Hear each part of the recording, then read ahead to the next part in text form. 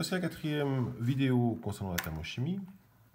Alors ici, nous allons traiter ce qu'on appelle l'enthalpie de réaction, c'est-à-dire l'énergie libérée ou emmagasinée par un système lors d'une réaction chimique. Alors, comme je vous l'ai déjà dit ou montré avant, en fait, il y a deux moyens de caractériser l'énergie d'un corps pur. Le premier moyen, la première méthode, c'est par la méthode qu'on appelle d'enthalpie de liaison. Alors, nous caractérisons finalement un état de départ et un état d'arrivée d'une substance. La substance va casser toutes ces liaisons et nous savons combien coûte en énergie la rupture homolytique de ces liaisons. Ensuite, naturellement, vous pouvez imaginer que les atomes mis alors sous forme radicalaire peuvent se reformer et ce processus-là, lui, est exothermique, c'est-à-dire que le système va libérer une partie de l'énergie accumulée pour casser ces liaisons. L'autre technique que je vous ai présentée, c'est par les enthalpies de formation.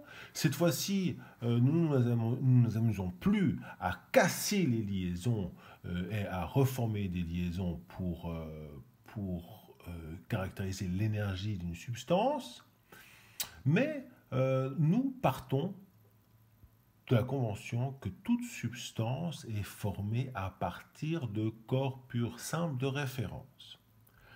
Alors, ces deux notions-là, ces deux approches vont être utilisées dans cette vidéo pour résoudre des exercices liés à ce qu'on appelle l'enthalpie de réaction, c'est-à-dire que vous avez des substances, des réactifs, qui réagissent pour produire des produits. Alors, commençons directement par le fait qu'une enthalpie de réaction est l'enthalpie finale de votre système et on soustrait l'enthalpie initiale de votre système. Et cette différence entre l'état final et l'état initial s'appelle l'enthalpie de réaction. Je pointe ici principalement l'approche, pour l'instant, des enthalpies de liaison. Alors, prenons le cas d'une réaction A plus B donne C plus D. Alors, nous imaginons que le système A plus B a une certaine énergie et nous opérons des ruptures homolytiques entre chaque atome, finalement, ou sur chaque liaison des substances A et B. Et naturellement, le système va augmenter en température et va se stabiliser. Ici, c'est un processus endo, donc votre système va gagner en énergie. Votre système, à l'état radicalaire, va former de nouvelles liaisons et ce processus-là est obligatoirement exothermique. Et donc, votre système va diminuer en énergie et pour produire ce qu'on appelle le C plus D. Alors ici, j'ai choisi un cas d'une réaction globale dite endothermique. Pourquoi? Parce que l'enthalpie de réaction est plus grande que 0. Si vous faites ceci moins ceci, ceci final moins initial, alors delta RH est plus grand que 0. Alors si nous nous concentrons sur l'enthalpie de réaction calculée par les enthalpies de liaison, vous pouvez simplement additionner tous les processus, mais tout en considérant naturellement leur signe, c'est-à-dire le côté endo ou exothermique des liaisons. Donc. Alors, je prends ici le cas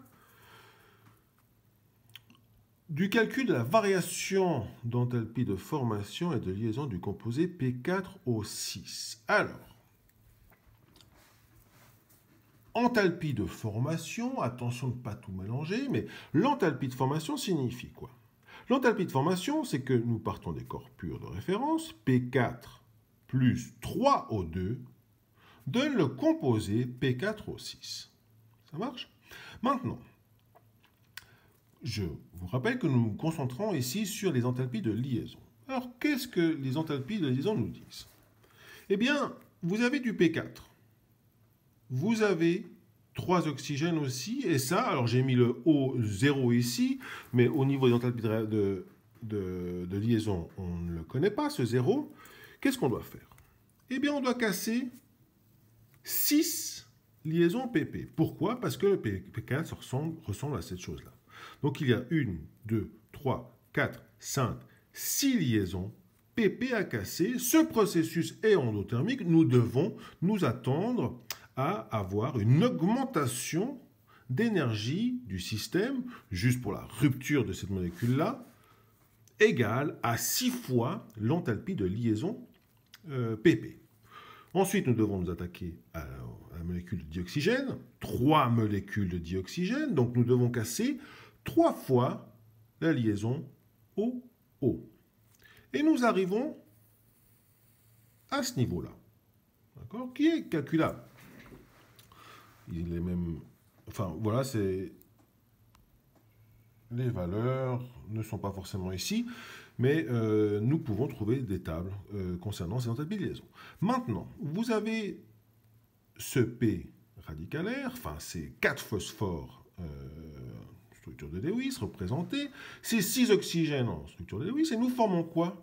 Nous formons cette molécule qui est pas extrêmement simple, mais voilà, c'est du P4O6, P 1, 2, 3, 4, et O6, 1, 2, 3, 4, 5, 6. Donc les oxygènes viennent s'intercaler chaque fois entre 2 phosphores.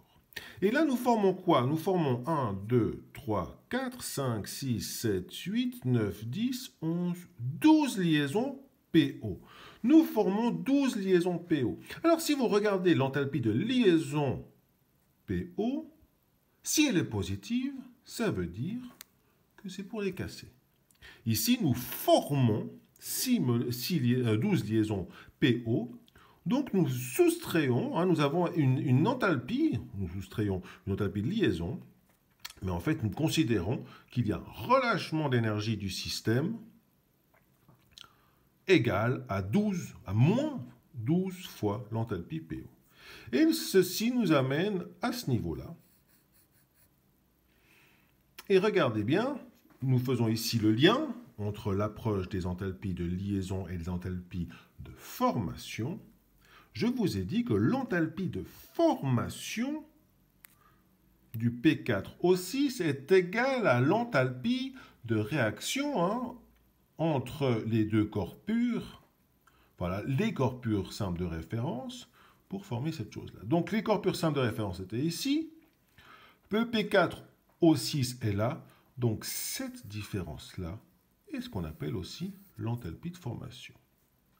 Donc l'enthalpie de réaction de cette réaction-là est égale à l'enthalpie de formation du P4O6 qu'on trouve dans les tables, qui est égale à moins 1640 kJ par mol, mais c'est aussi égal à casser ici 6 liaisons PP, casser ici 3 liaisons OO, et former 12 liaisons PO, là, donc on fait 6 fois l'enthalpie de liaison de PP, plus 3 fois l'enthalpie de OO, moins 12 fois l'enthalpie de PO, et ça, c'est l'enthalpie de réaction de ceci qui est égale à l'enthalpie de formation de ceci.